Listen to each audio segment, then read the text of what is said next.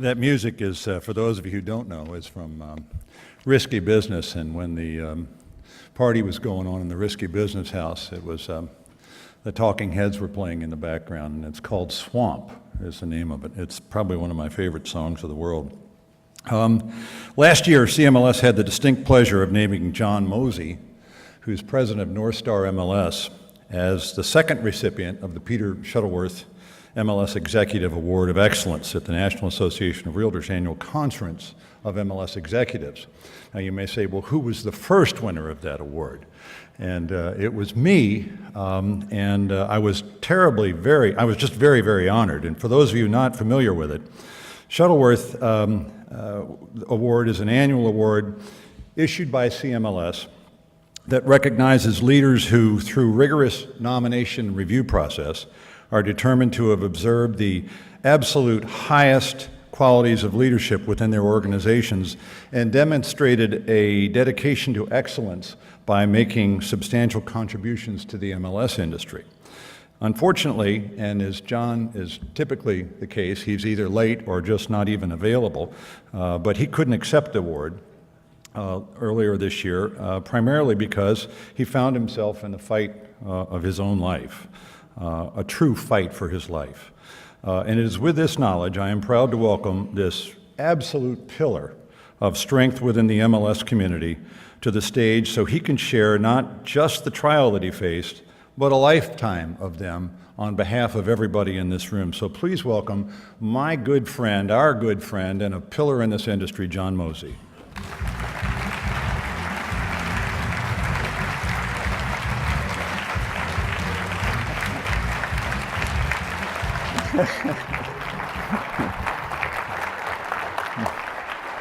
Thanks, John.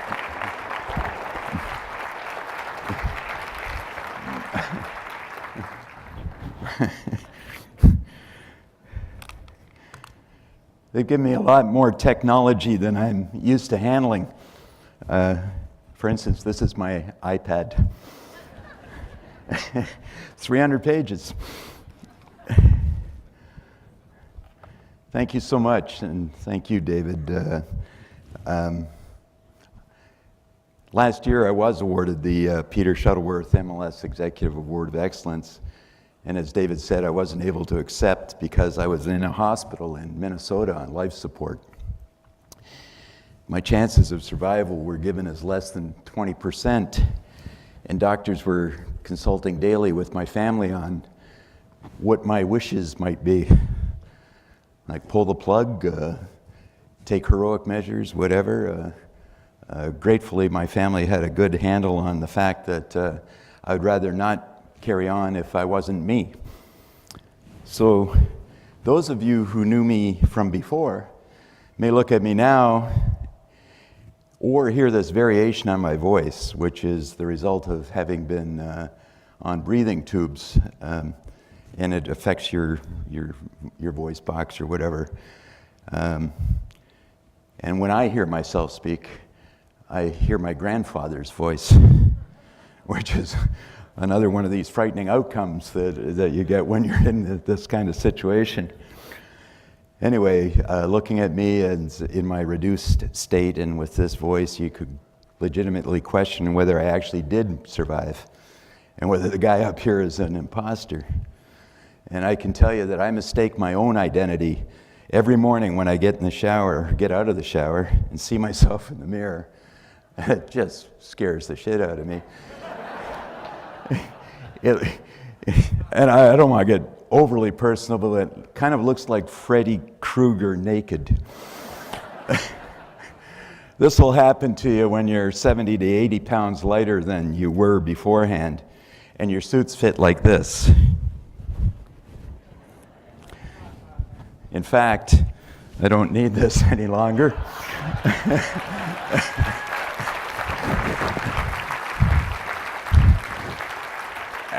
And the really funny part is I can't tell you how many guys of girth and substance in this industry have lined up for my hand-me-ups. So whether it was 70 or 80 pounds lighter, add in the effects of when I was retaining fluids from being on dialysis, I actually weighed in at 120 pounds more than I am right now. And I kind of looked like the Michelin man who'd been hooked up to a fire hose. It was just expanded. So yeah, I'm much happier to be much skinnier nowadays. So nowadays also, when I get a hug from a Tim Dane or a Chris Carrillo, it's no longer a match between equals.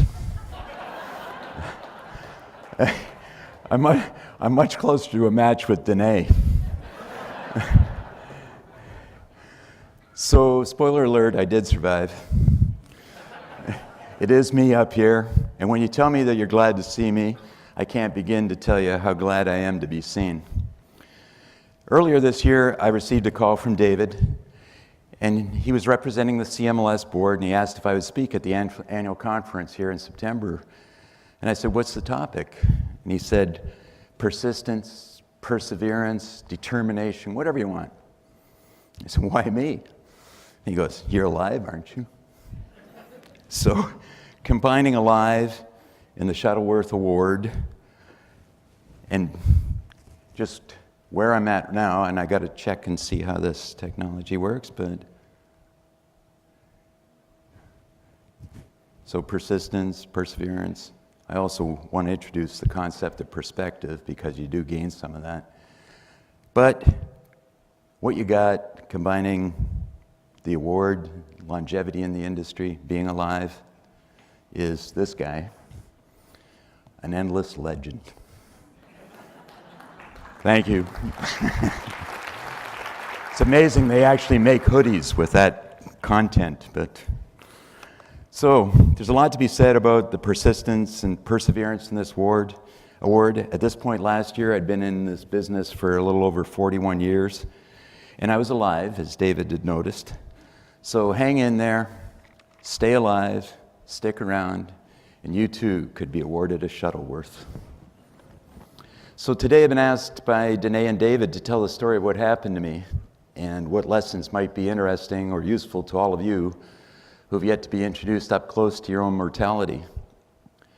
And I struggled with this. In some respects it's personal, and I've had to go through this prepared speech many times to almost insulate my family from me breaking up again because of how the effect on my family affects me, obviously, to this minute. Anyway, on October 16th last year, I was admitted to the hospital near my home, suffering from just incredible abdominal pain. And from that date until I started coming out of a coma at the start of December, I have no memory of anything at all that happened to me. And I can't begin to tell you what a blessing that was. So my advice to you, and this is one of the lessons learned, is that if you're faced with any kind of medical event like I had, sleep through it. As I mentioned, it wasn't that easy for my family. They lived through nearly 3 months of uncertainty and fear that I could be done and gone at any time. My wife called our kids to be home with her and with me at the hospital. She let my sister in England know that this might be her last chance to see her brother alive. She called her best friend in Toronto, somebody she'd gone through nursing school with 100 years ago, or maybe longer. Thank God they weren't involved in the treatment because their experience had things to do with leeches and bleeding. Anyway, she asked her friend Pat to come from Toronto to help her through the ordeal, and everyone came. Our youngest son had started his MBA program in Kellogg in Chicago. Our daughter also lives in Chicago. My sister and her husband from England. Pat, her nursing school. Classmate and oldest dearest friend flew in from Toronto. Our oldest son, who lives in Minneapolis, and split time with his mother watching over me almost between them without interruption. And he'd been married for exactly 1 month when all this came down. And this is what his bride got, his life as a Mosey. So I was never conscious of any of this, but when I became aware again of what my wife and kids had gone through, my heart still breaks. And I think I'm just getting past the maudlin part and move on to the meat, I hope. So persistence, perseverance, perspective. I got to tell you also, meanwhile, work and home were being just deluged with expressions of concern and well wishes and prayers. And it was especially, I think, the prayers that helped. As a for instance, I pray for you too, Greg. And if you haven't heard the weekend update or what Greg's about to bring you up to date on, you'll pray for him also. So what happened? Well, best anyone can tell is that my biliary duct, which I didn't know I had one, became blocked. This prevented digestive enzymes from entering my intestines, and they backed up and essentially ate my pancreas. There's a medical term for this that I don't remember, but the description that was most appropriate or apt was, as one doctor described it, well, John, it's like having a chemical fire in your abdomen. That might explain the pain that precipitated this whole thing. So what followed would normally kill anyone less persistent and persevering than myself, which is bullshit. Because my contribution to my survival was literally being unconscious and sleeping through it. I was a perfect patient. And as an example of being unconscious and unaware and not contributing, I missed the election last year, another blessing.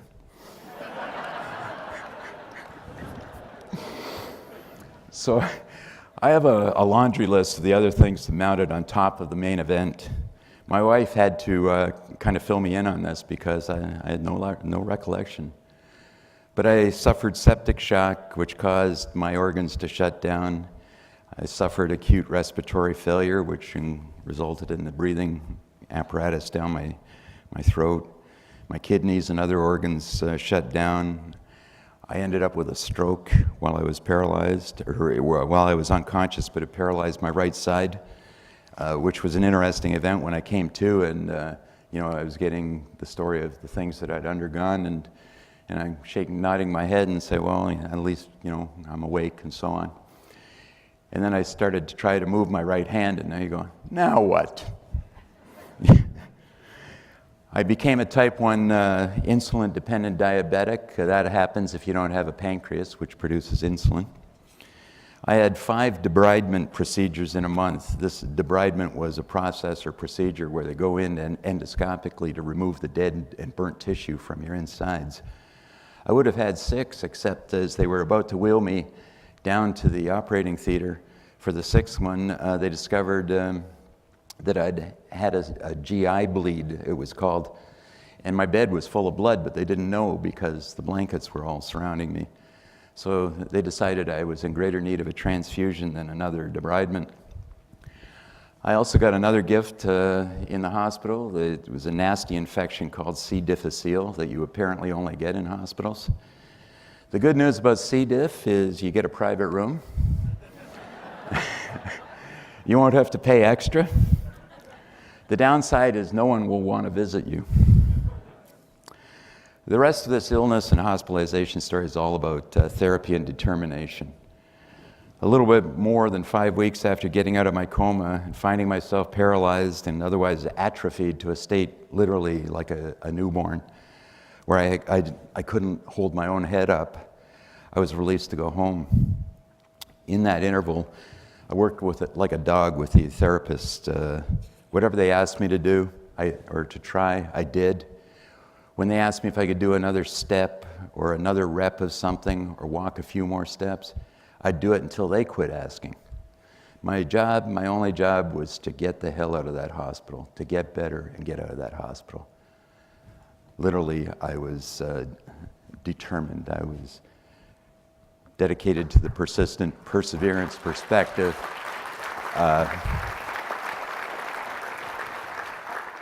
And again, maudlin again, but literally I owed it to my family for what. Anyway, so on January 7th, I signed my discharge papers from the hospital. I also learned that if you don't discharge your papers or get discharged officially, your insurance can deny you coverage. My time in the hospital, they present you the bill, of course, was well over $1 million. So be insured. So on January 7th, I signed my discharge papers with an X, or something that resembled an X. And this is the best I could do. That was the X that got me released. I was free. I was wheeled down to the car and helped in by my son and my wife. And with their help, we managed the 2 steps I had to climb to get into our house from the driveway.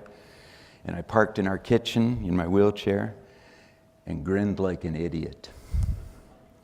I have rarely been happier in my life about anything that was such a simple thing. I was home. It was unexceptional, but I was home.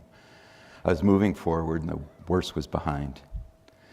So in keeping with the conference theme, make your mark, I made my mark on that day in January, and I made it home. So while not looking back, I started looking at things forward differently than I had before any of this happened. So in addition to perseverance and perspective, I added perspective to the theme of this. It was another 6 weeks or so before I could return to work at 20% of the time. So I had time to reflect and consider choices ahead of me and things like, how much time do you really have left, John? And what do you want to do with that time? I knew I wanted to come back to work. What I didn't know was that the job done by my staff while I was gone, suddenly and completely gone, had proven to my board that I wasn't really needed at work. And if you see any of these people around, thank you again. I can't tell you, everybody here.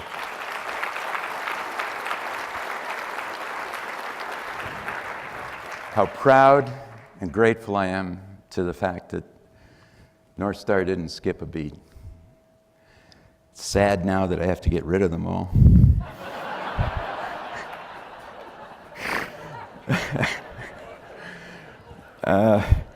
I'll always be also especially grateful and proud of how my board took all steps to protect my family, remove any and all concerns that my wife could have had with her husband laid up, unconscious, barely hanging on, and currently not working for a living.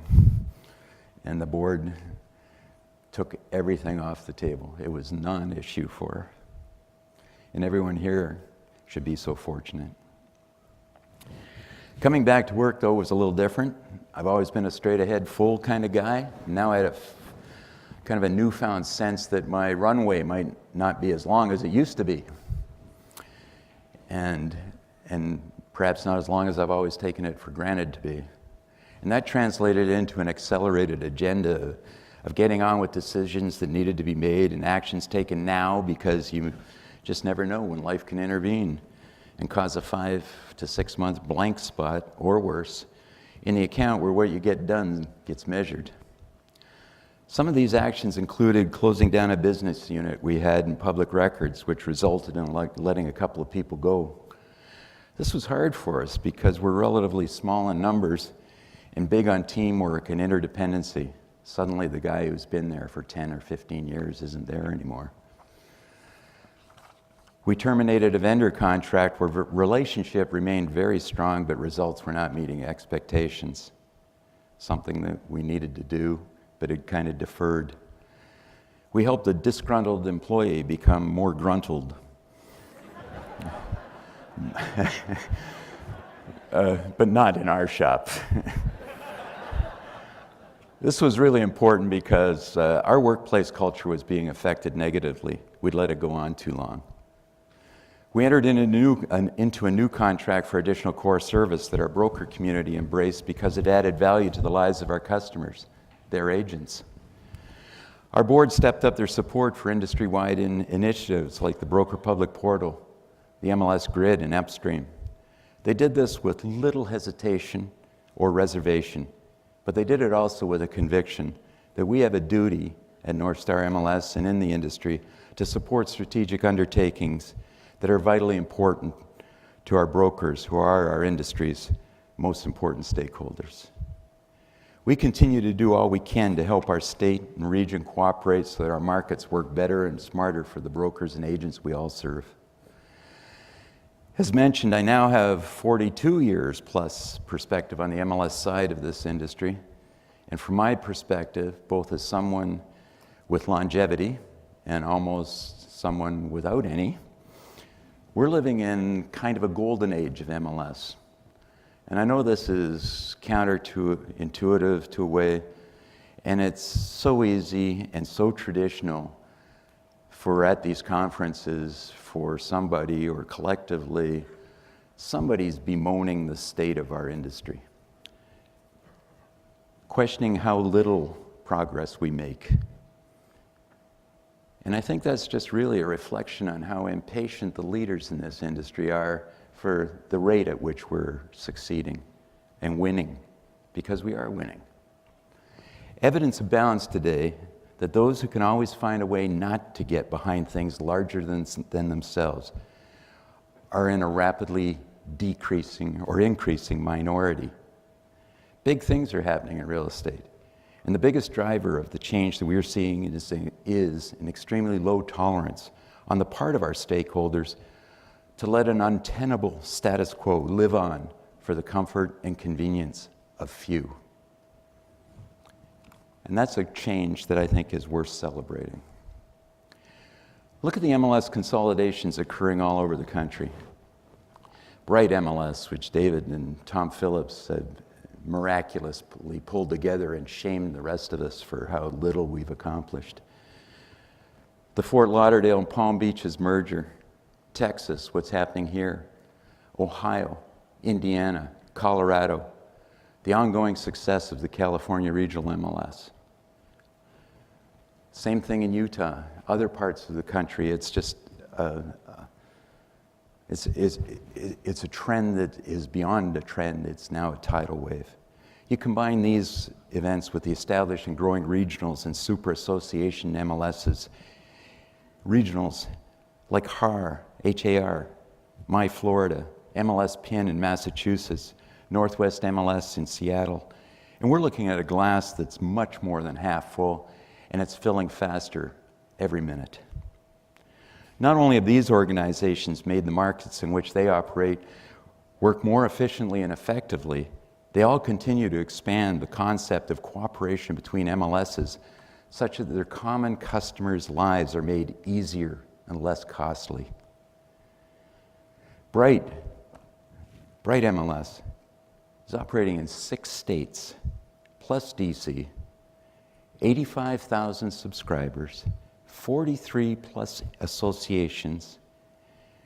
And I have to tell you that what we've tried to accomplish in Minnesota and Wisconsin, the only word that I can bring to mind that is in the P context is puny. It's puny how little we've actually accomplished. And personally, I'm ashamed for my part in this failure. We've worked at this for over a decade and achieved next to nothing meaningful. And it's a travesty, and it's a dark spot on a career that I've attempted to do good by. But puny is another P word that we need to consider. The Broker Public Portal. This project is, I think, one of the greatest examples of the potential in this industry for collaboration between brokers and MLSs.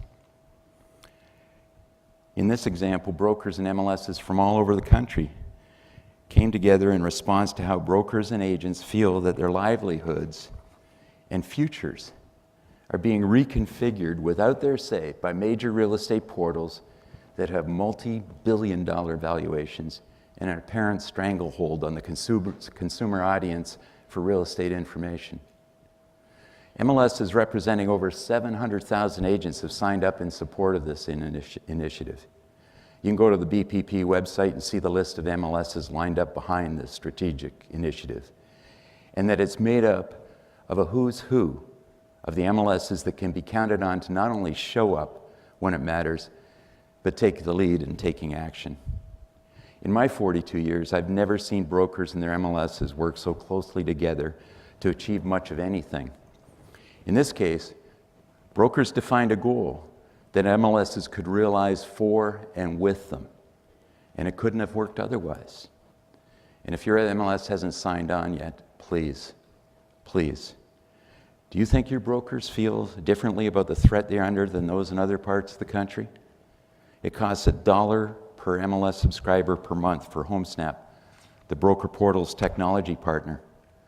And when you think about it, the cost of supporting this goal of reclaiming the consumer audience for the people who create listings and sell them, that's not much. That's not much at all. And in fact, as the portal came together, there was initial discussion about $10 to $12 a month would be needed in order for us to affect something meaningful that would find the legs to start the process, and it's only a start, to start the process of reclaiming that customer audience or consumer audience. One of the hurdles in general, not just in the broker portal, but to achieving one of the hurdles to achieving a strategic perspective on how the industry faces its greatest challenges is understanding that $1 as a representative number, $1 a month per member, looks like a really big pot of money when you have 20, 40, or 80,000 subscribers. But it's still only $1 a month for the guy who actually is paying for it and gets the leveraged impact of their investment rolled up and applied forcefully on their behalf. An example of that is RISO, a tremendous initiative on the part of this industry that's taken well over a decade to find its legs, but it took leadership, perseverance, and persistence on the part of the leaders who've made RISO the success it is to overcome the initial inertia or lack of momentum that were preventing or slowing the development of standards that are so important to the success of this industry going forward.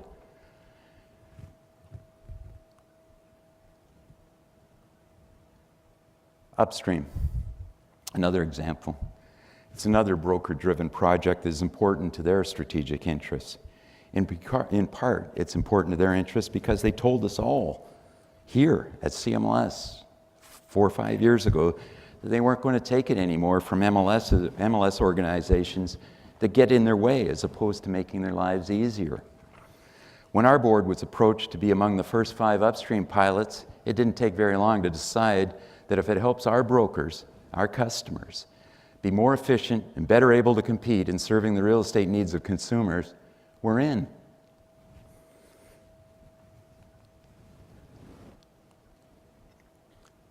Technology. I hate technology. The MLS grid. I think Rebecca referenced the grid a little earlier, but this came about originally as a possible solution to a national problem: cooperation between MLSs or the lack thereof.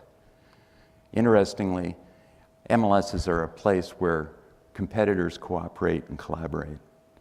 And 2 MLSs 10 miles apart can't get out of their own way to achieve the same result, to benefit the same people who collaborate and cooperate every day in a competitive environment.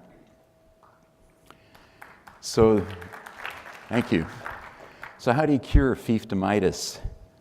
The starting premise for the MLS grid was what if? What if a group of larger, non-contiguous MLSs in the Midwest could come together with the goal of creating a consolidated database where listings from any of the MLSs could be accessed by subscribers of any of the others? Could these 6 Midwest MLSs get over themselves so as to demonstrate to each of their neighbors, the MLSs in between us, that you can share data to the benefit of your common customers while retaining autonomy and independence. If the perimeter 6 MLSs could get over themselves, could those in between do the same? That 6 original MLSs eventually became 8 and expanded its footprint beyond the Midwest exclusively.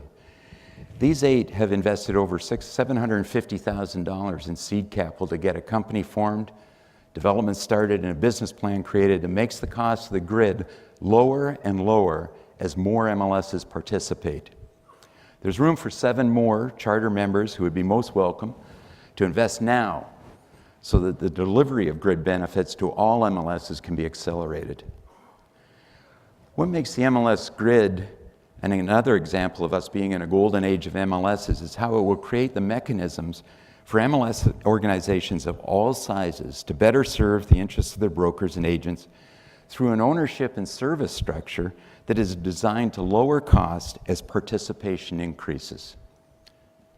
This is not an initiative that exists for somebody's benefit, that they're going to make profit or gain from this. It's an industry initiative that's designed to serve all of your interests and the interests of your brokers and agents in a fashion through the collective collaboration of the MLSs involved will actually take any extra left over after delivering the product and the service and pile it back into the product to make it even less expensive and better.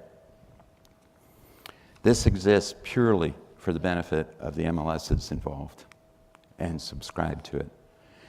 These are just a couple of examples, and I don't want to take any more time away from your conference agenda other than to say that your attendance here, the quality of the agenda itself, and how the confidence and purposefulness of CMLS has matured and manifests itself to this industry, its value to the industry, and will support my premise and thesis that this golden age of MLS will continue and it'll flourish.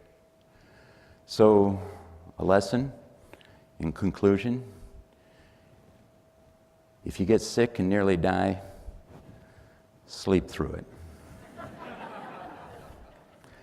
Do not sleep through the changes that are occurring across this MLS industry. They're where the opportunities lie to do what's right for those we work for. And they're there for the taking, and it's where we can make our marks. Thank you. Thank you so much.